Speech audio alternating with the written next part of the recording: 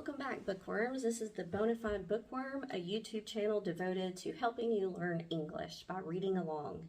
I kind of just fast forwarded on the last YouTube and jumped right into the book, but I do want to give a quick update. As you can see, we're in a different area. I'm just trying to record in a smaller room to see if that helps with being able to pick up my voice, because I don't have a microphone yet. It is very bland and beige, but I will work on getting us some kind of decoration up here. So again, we are reading Touching the Void by Jo Simpson, and we left off at page 35. They were attempting to climb this piece of the mountain, this glacier basically, and they got caught in the dark before they were able to make their camp. So now they're trying to find a place that is safe and secure for them to make camp for the night. And right now, it doesn't seem like it's going very well. So again, page 35, Touching the Void by Jo Simpson. Let's see. So Joe had shouted down to Simon, and he didn't hear a reply from him. So I believe he's going to climb down to see what's happening with Simon. I don't know. We'll see. He had no ice screws. Okay. He didn't hear Simon. Okay. I had no ice screws. I had forgotten to take them from Simon and had used my only screw down at the bottom. I did not know what to do. 120 feet up, very steep ice. Go back down? I was scared of the unprotected drop beneath me and of the idea of needing an ice screw for a belay if I couldn't find any rock. I shouted again, but there was no reply. Take a few breaths and get on with it. I could see the top of the couloir 15 feet above me, the last 10 feet rearing up steeply, tube-shaped, the good ice giving way to mushy powder. I bridged across the tube, legs splayed against yielding snow. I flailed my axes, dreading the 240-foot fall below me onto one ice screw, and thrashed about me, breathing quick, frightened gasps of effort before I could pull myself out onto the easy snow slopes above the couloir. When I had regained my breath, I climbed up to a rock wall and arranged a belay in the loose cracks and blocks. Simon joined me, breathing hard. You took your time, he snapped. I bristled. It was bloody hard, and I was as good as soloing it. I had no screws with me. Forget it. Let's find a bevy. It was 10 o'clock, and the wind had got up, making the -15 temperature seem a lot colder. Tired and irritable after a hard 15-hour day, we had dreaded the hour or so it would take us to dig a snow hole. Nothing doing here, I said, eyeing the slope critically. Not deep enough to dig. I could try that dollop up there. Simon indicated a huge golf ball of snow, 50 feet across, which hung defiantly to the vertical rock wall 30 feet above us. He moved up to it and cautiously started prodding it with his axe. On my shaky belay, I appreciated his caution, for I would be swept away if it suddenly parted company with the wall. These people are just nuts, like I said. Joe, Simon yelled, wow, you're not going to believe this. I heard a piton being hammered into rock and a few more squeaks of joy, and then the call to come up to him. I felt dubious and gingerly poked my head through the small hole Simon had made. Good God, I said you wouldn't believe it. Simon sat back comfortably on his sack, belayed to a good strong peg, and waved regally at his new domain. And it has a bathroom, he said with glee, all tiredness and bad humor gone. The snow was hollow. Inside there was one large chamber, almost high enough to stand in, and beside it another smaller cave. Here was a ready-made palace. Yet as we got organized and settled into our sleeping bags, I could not help turning over in my head my usual dislike of bivy sites, trying to assess the safety margin. I had good reason to be alarmed about the precarious state of this one, and Simon knew why. But there was no point in harping on about it. There was nowhere else. There had been no alternative, as I remembered all too vividly, 2 years earlier when climbing on the Bonite Pillar on the southwest side of Les Petites Drus.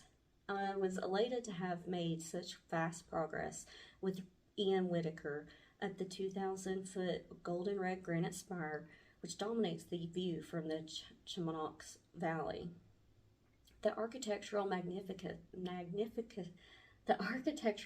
magnificence of its lines, drawn sharply by the shadows of the sun against the softer backdrop of the whole range of the French Alps, had made this climb one of the most aesthetically pleasing routes in the Alps. We had climbed well that day to establish ourselves by nightfall just a few hundred feet from the summit, though still on a very steep and difficult ground. There was no possibility of reaching the top that night, nor was there need for haste in seeking a ledge on which to sleep, for the weather was clear and settled, and we would certainly reach the top the following day. It would be another warm night, and this high up at 12,000 feet, the sky would be brilliant with stars. Ian had climbed above my small stance, overlooking the airy sweep of the precipitous walls below. The corner he was following was relentlessly steep, and failing light made him painfully slow. I waited, shivering in the chill evening air, hopping from foot to foot, trying to regain circulation despite my cramped position. I was tired after the long day and yearned to lie back and rest in comfort. At last, a muffled shout told me he had found something, and soon I was cursing and struggling in the gathering dusk up the corner Ian had just led. Even before it had darkened, I had spotted that we were slightly off route. We had climbed directly up a steep crack splitting a vertical wall instead of traversing to the right. This had placed us beneath a huge overhang about 150 feet above us. No doubt we would have to resort to complicated diagonal abseiling in the morning to get past it. For now it had its advantages. At least we would be protected from any rockfall during the night. I found Ian sitting on a ledge about 4 feet wide, but long enough for the two of us to lie down foot to head. It would be quite adequate for a night's sleep. As I climbed up to him, I noticed in my torchlight that the ledge was in fact the top of a large pedestal fixed to the vertical wall above the corner we had just climbed. It was solid and gave us no reason to think it might be unsafe. An hour later, we had fixed a handrail safety rope, strung between an old ring peg and a spike of rock, clipped ourselves in, and settled down to sleep. The next few seconds were unforgettable. I was inside a protective, waterproof bivouac bag, half asleep, and Ian was making final adjustments to his safety line.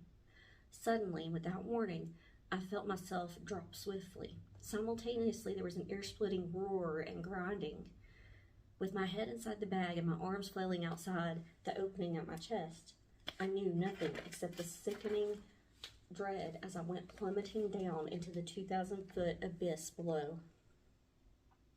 I heard a high-pitched yelp of fear amid the heavy roaring, then felt a springy recoil. The safety rope had held. All my weight was held on my armpits as I had accidentally caught the safety rope in the fall. I swung gently on the rope, trying to remember whether I had tied into the rope and gripping my arms tight just in case. The thunderous roar of tons of granite plunging down the pillar echoed and then died to silence. I was completely disoriented. The silence seemed frighteningly ominous. Where was Ian? I thought of that fleeting yelp and was horrified by the idea that perhaps he had not tied on after all. By Eck, I heard close by in gruff Lancastrian. I struggled to get my head out of the tightly squeezed bag. Ian was hanging beside me on the V-shaped safety rope. His head was lolling on his chest, his head torch casting a yellow glow onto the surrounding rock. I could see blood on his neck. I fumbled inside my bag for my head torch, and then carefully lifting the elastic torch strap from his blood-matted hair, I examined his injury. He had trouble talking at first, for he had hit his head hard in the fall. Unfortunately, the cut was... Fortunately, the cut was a minor one, but the shock of the fall while half asleep in the dark had completely confused us. It took some time to realize that the whole pedestal had detached itself from the pillar and dropped straight off the mountain face. There was a good deal of nervous swearing and hysterical giggling as gradually we became aware of the seriousness of our position. At last we fell silent. A terrible fear and insecurity had overtaken our boisterous reaction to the unimaginable event. Shining torches below, we saw the remains of 2 ropes, which had been hanging beneath the ledge. They were cut to pieces, shredded by the falling rock. Turning round to inspect the safety line, we were appalled to find that the old ring peg on which we hung was moving, and that the spike of rock had been badly damaged. It looked as if one of the 2 attachment points would give way at any moment. We knew that I'm having trouble reading today. We knew that if just one anchor point failed, we would both be hurled into the void. We quickly searched for our equipment to see how we might improve the anchors, only to find that all of it, including our boots, had fallen with the ledge. So confident had we been in the safety of the ledge that we hadn't thought it necessary to clip our gear to the rope. We could do nothing. To attempt to climb up or down would have been suicidal. The shadow of the huge overhang above us put paid to any idea of climbing in socks without ropes. Beneath stood a vertical wall hidden by the darkness, an obstacle we could descend only on ropes. The nearest ledges were 200 feet below, and we would certainly fall to our deaths long before we got anywhere near them. We hung on that fragile rope for 12 interminable hours. Holy crap. Eventually, our shouts were heard, and a rescue helicopter succeeded in plucking us from the wall. The experience of that long night, expecting to fall at any time, 1 minute laughing hysterically, then silence, always with stomachs clenched, petrified, waiting for something we did not wish to think about, will never be forgotten. Ian returned to the Alps the following summer, but his desire to climb had been destroyed. He returned home, vowing never to go to the Alps again. I was lucky, or stupid, and got over my dread, except when it came to bivouacs. What shall it be then? Simon held up 2 foil bags. Moussaka or turkey supreme? Who gives a toss? They're both disgusting. Good choice, we'll have the turkey. 2 brews of passion fruit, and a few prunes later, we settled back for sleep. All right, so that ends chapter 2. We're stopped at page 40, and I have a feeling that something similar might happen. Maybe this is almost like foreshadowing, except it happened in the past with someone else. I don't know how he got over his fear to climb, but he is something, because I know I don't think I could do that. So thanks for reading along with us, and I will, like I said, begin posting Tuesdays and Thursdays so we can try and get through this book and go on to another one. Have a great day.